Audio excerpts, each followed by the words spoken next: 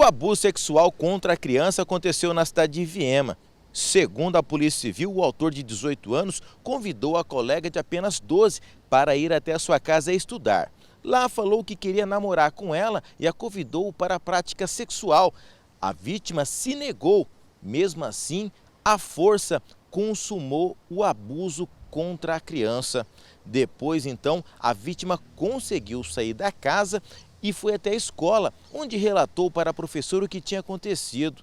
A escola então acionou o Conselho Tutelar e a polícia, que imediatamente foram atrás do autor, que acabou preso em flagrante pelo crime de abuso sexual, ou seja, estupro contra vulnerável.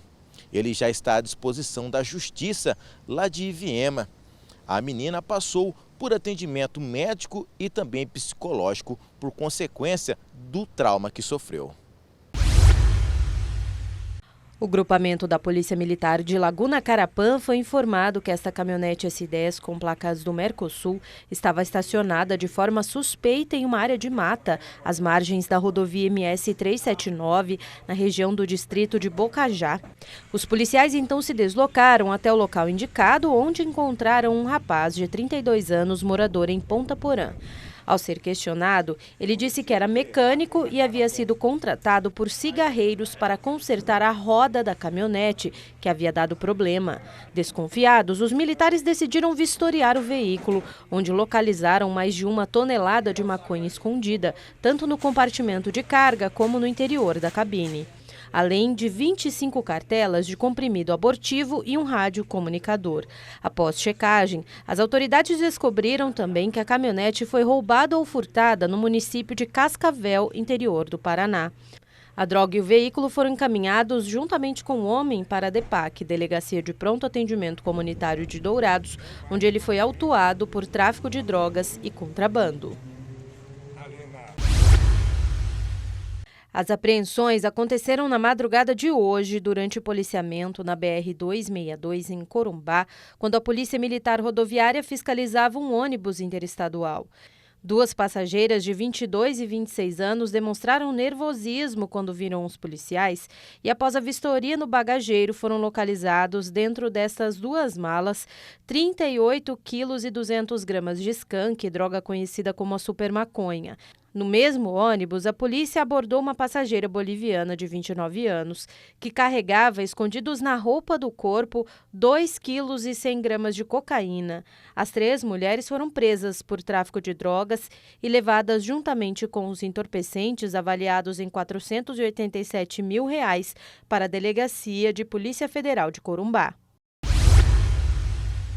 Mesmo após a polêmica das vendas dos apartamentos do Jardim Canguru, que foi entregue em junho deste ano, nenhuma denúncia foi oficializada nem na AGEAB, Agência de Habitação Popular de Mato Grosso do Sul, e nem na AMASF, Agência Municipal de Habitação e Assuntos Fundiários. Na verdade, nós tivemos uma denúncia que ela foi bastante ampla, ela não chegou exatamente na AGEAB, ela foi bastante divulgada, que foi a venda, a proposta de venda de uma unidade lá no residencial, ainda na época que ele ainda estava sendo entregue, né? Mas não houve uma identificação clara, de fato, de que houve uma proposta concreta dessa tentativa de venda. Esse beneficiário não foi identificado. No dia seguinte da entrega, que foi realizada no dia 30 de junho, nós também tivemos as informações que foram chegando das redes sociais, né, algumas pessoas tentando vender suas unidades, mas de fato concreto não foi identificado esse tipo de situação. O residencial Jardim Canguru beneficiou 300 famílias. Na ocasião da entrega dos imóveis, o presidente Jair Messias Bolsonaro esteve em Campo Grande.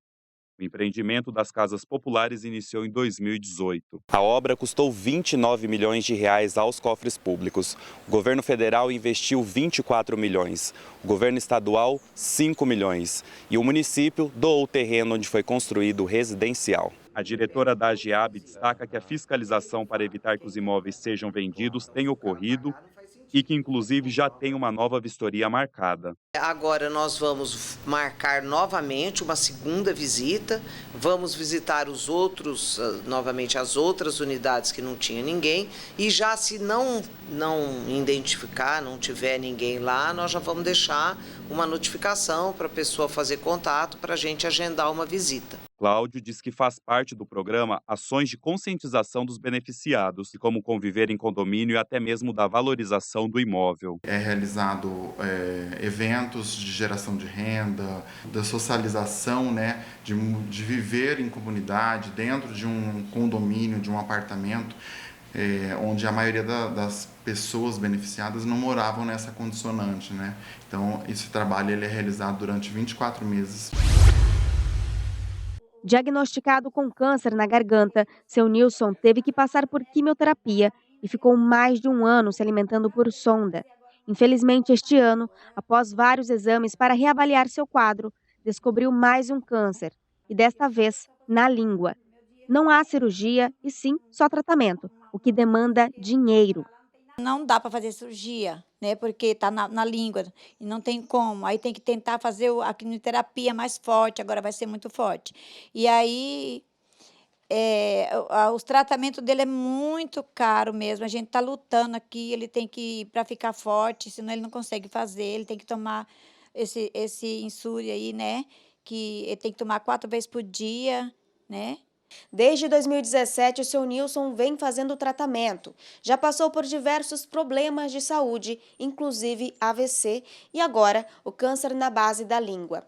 Com a vaquinha virtual, vai poder ajudar com a passagem até o Rio Grande do Sul, onde está seu filho, até mesmo acomodação, aluguel e o custeio para o tratamento.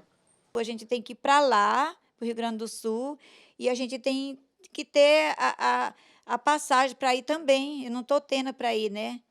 Porque não tem condição, né? Porque só eu que recebo, né? E está muito, muito difícil. Por isso que a gente está pedindo essa ajuda. Por isso que meu filho levantou essa vaquinha. Ele levantou uma vaquinha de mais ou menos de 8 mil, né? Ele arrecadou muito pouquinho ainda, né? Para poder comprar uma cama e continuar a viver o tratamento dele, as coisas para comer, para comprar, né? Os custos pelos medicamentos são altos. Além disso, o seu Nilson precisa de um alimento especial para auxiliar no fortalecimento. Ele toma leite, é muito leite que ele toma com o insúrio, né? E o leite é muito caro e é tudo isso aí.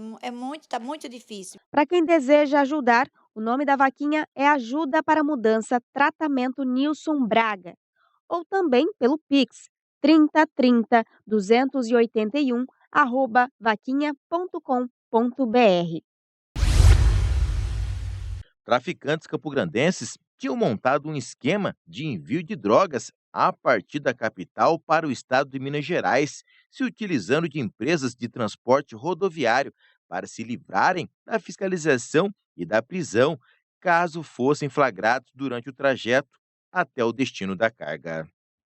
Os bandidos, então, colocaram a droga em fundos falsos de nichos fabricados com MDF e depois deixaram o produto para ser retirado em frente a uma conveniência localizada na região norte da cidade, no bairro Nova Lima. O fato chamou a atenção dos funcionários, que então acionaram a polícia militar para averiguar a encomenda. Diante da denúncia, o canil do batalhão de choque foi deslocado para ir até o depósito da transportadora, situado no bairro Santa Mônica, região oeste da cidade, onde o cão farejador Maradona acabou localizando a substância ilícita no interior do produto. Foram retirados dos compartimentos secretos cerca de 409 tabletes de maconha e pesaram 409 quilos e foi avaliado em R$640 mil. Ninguém foi preso, mas as investigações continuam para identificar os traficantes envolvidos no esquema criminoso de envio de drogas a partir de Campo Grande para outros estados do país.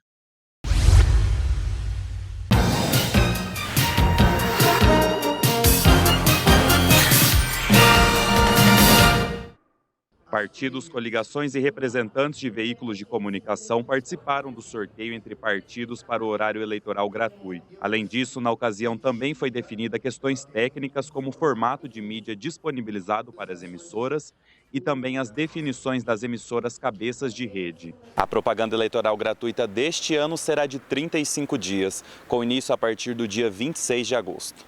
O juiz membro do Tribunal Regional Eleitoral, Wagner Mansur Saad, diz que foi cumprida mais uma etapa das eleições e reforça que, em segundos, foi possível decidir toda a propaganda do primeiro e até mesmo de um possível segundo turno. Nós cumprimos uma etapa do calendário eleitoral. A propaganda eleitoral no horário gratuito, seja por rede ou por inserções, que são aquelas mensagens breves que aparecem durante as programações, são regradas pela lei, pelo Código Eleitoral, pela Lei das Eleições e, mais detalhadamente, por uma resolução do TSE. Nós precisamos definir detalhes de todas essas circunstâncias para que as emissoras, os partidos, tenham um prévio conhecimento de como vão se portar e vão desenvolver as suas propagandas dos seus candidatos.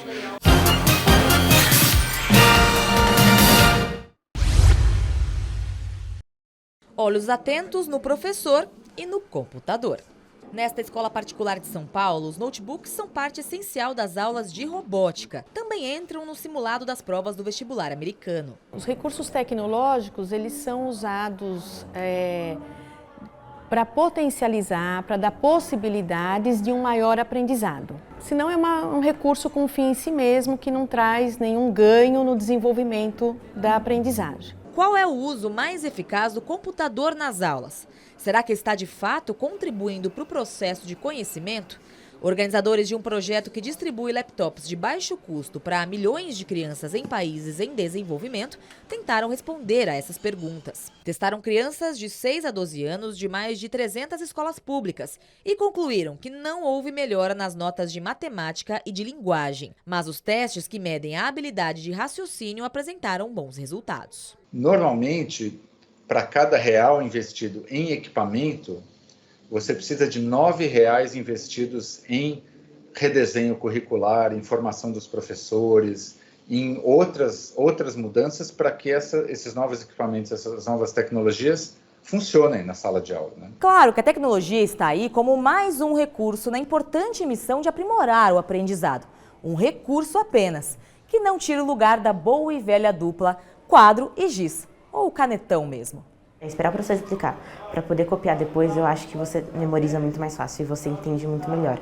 Porque você escuta ele explicando, depois você guarda de novo na sua cabeça, anotando aquilo que está sendo falado. O FIES é um programa que foi criado em 1999 pelo MEC, Ministério da Educação, com o objetivo de oferecer um financiamento estudantil aos universitários que estivessem realizando um curso em uma das faculdades privadas cadastradas no sistema do FIES.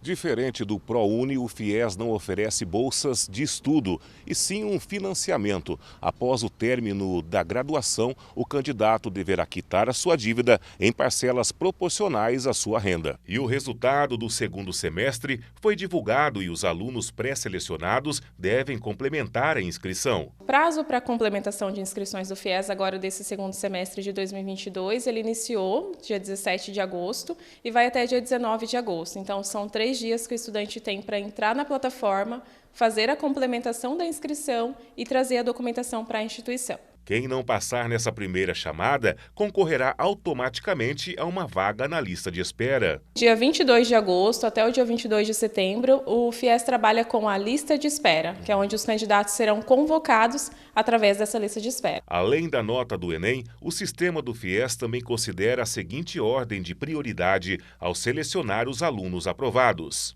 Candidatos que não tenham concluído o ensino superior e que nunca tenham se vinculado ao FIES. Candidatos que não tenham concluído o ensino superior, mas já tenham sido beneficiados pelo financiamento estudantil, mas com todas as dívidas pagas. candidatos que já tenham concluído o ensino superior e não tenham sido beneficiados pelo programa, e candidatos que tenham concluído o ensino superior por meio do FIES com todas as dívidas pagas.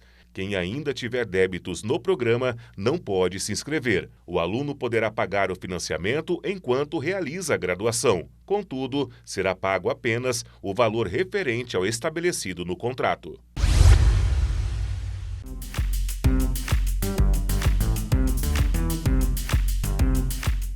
Movimentos que incentivam o detox das redes sociais têm crescido bastante em todo o mundo. Artistas como Camila Cabello, Demi Lovato e Ed Sheeran já ficaram um tempo longe das telas. E nem mesmo os super-heróis estão dando conta do vício.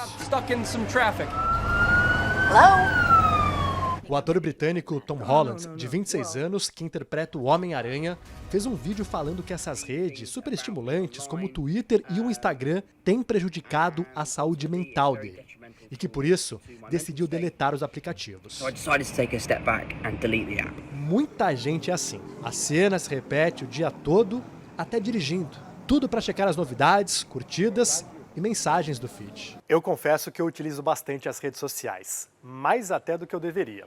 Olha só um exemplo aqui no meu celular. Eu passo em média 1h30 por dia utilizando o Instagram. Tempo que eu poderia estar fazendo coisas bem mais produtivas. A ciência explica como os algoritmos trabalham para nos viciar. Essas pequenas recompensas bombardeiam o cérebro com dopamina, e isso gera uma sensação momentânea de bem-estar. No médio e longo prazo, pode levar a problemas psicológicos, como a depressão. Um estudo feito pelo Instituto Príncipe, ligado à monarquia britânica, mostrou que os jovens são os mais afetados pelo uso excessivo de celulares e computadores. Foi pensando nisso que o Tom Holland decidiu postar o vídeo para os quase 70 milhões de seguidores nas redes sociais. E aproveitou todo esse alcance para promover instituições de caridade que trabalham com a saúde mental de crianças e adolescentes.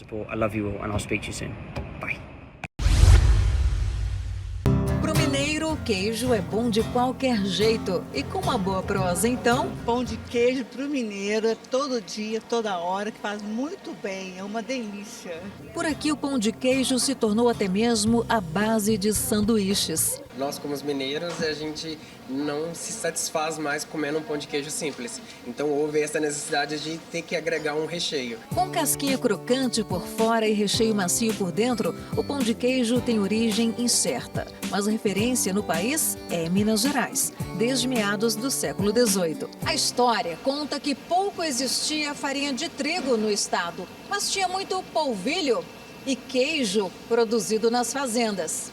Foi um encontro perfeito. Só que os paulistas não querem ficar atrás nessa. Além de São Paulo ser o estado que mais consome essa iguaria, tem uma cidade no interior que deseja ser reconhecida como polo nacional do pão de queijo. Sonho alto demais? Os empresários de Hortolândia, localizada a 115 quilômetros da capital paulista, garantem que não.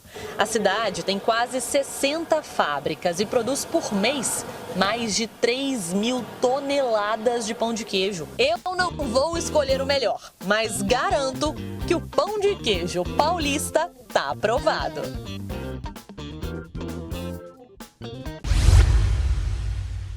Dourado já tem o terceiro agosto mais chuvoso em 10 anos.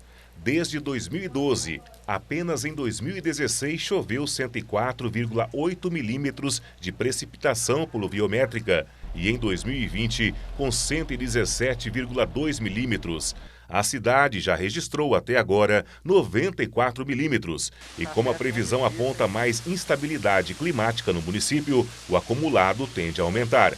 Isso é um volume bom, que com isso supriu a umidade do solo para uma condição ideal.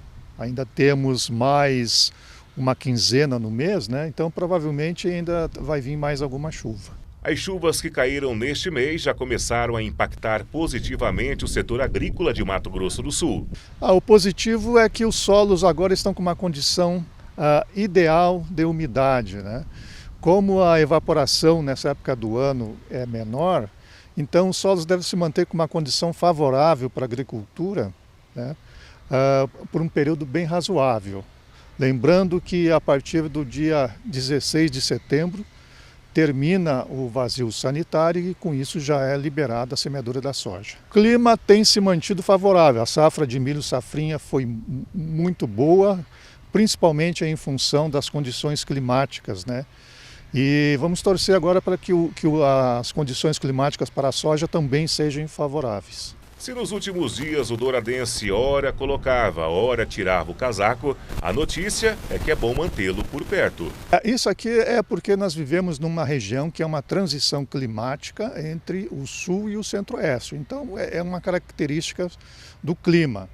Provavelmente no final de semana vai vir frio. A estimativa que se faz aí de temperaturas de entre 5 e 8 graus, as mínimas, né? Doação de órgãos. Ato nobre que salva e muda a vida de milhares de pessoas todos os anos no Brasil. Mas e doação de corpos? Você já ouviu falar a respeito? De doação não, só de órgãos mesmo. E você doaria o teu corpo para a ciência? Doaria bem tranquilamente. Se ainda é útil para alguma coisa, então vamos usar. Depois que morreu, gente, ninguém vai usar para mais nada. Então, se pode ser útil para alguém estudar, eu acho que é uma ótima ideia.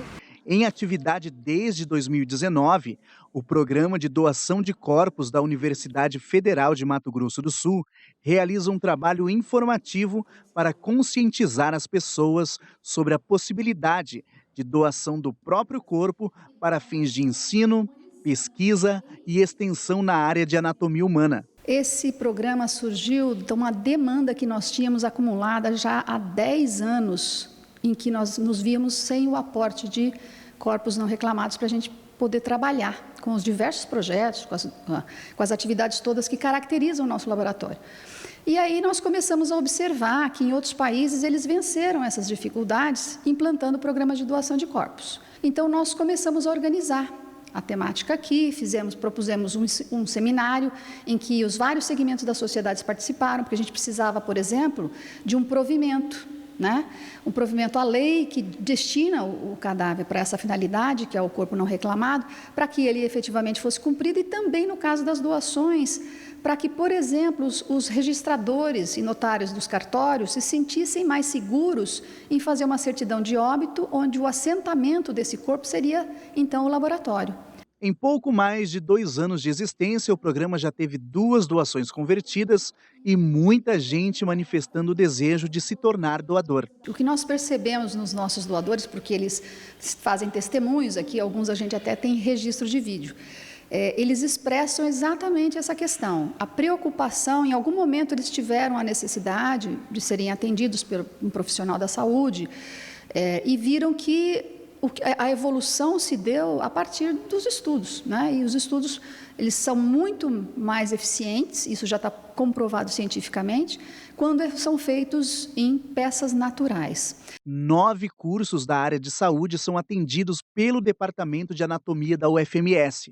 Eles ficaram mais de 10 anos sem receber novos corpos, ferramenta essencial na formação dos alunos. É ali que você vê a variação anatômica, é ali que você vê as consistências, ali que você vê as relações anatômicas. E também o aspecto de humanização do aluno, porque ele entende que foi alguém que se doou para que ele evoluísse no seu conhecimento. O assunto ainda é tabu, mas as pessoas aos poucos começam a trabalhar a ideia de que mesmo após a morte podem contribuir muito com a ciência e com a sociedade como um todo. A pessoa pode se dirigir até aqui na Universidade Federal, atrás do Lago do Amor, e preencher os formulários, né? Existe um formulário de cadastro e também aquele em que ele expressa a intenção e que uma testemunha assina, e esse documento precisa de um reconhecimento de firma.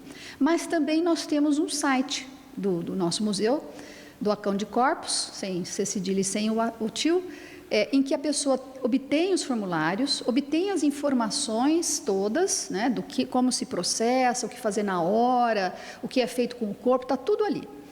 E então, dessa maneira, eles podem fazer o registro como doadores. No momento em que acontece, né, o óbito, a gente chama isso de conversão da doação, eles vão entrar em contato conosco e nós vamos fazer o auxílio, que essa família eventualmente precise. Por quê? Porque alguns cartórios já passaram pelo processo de nos encaminhar um corpo com esse registro, né, de óbito, feito com assentamento aqui.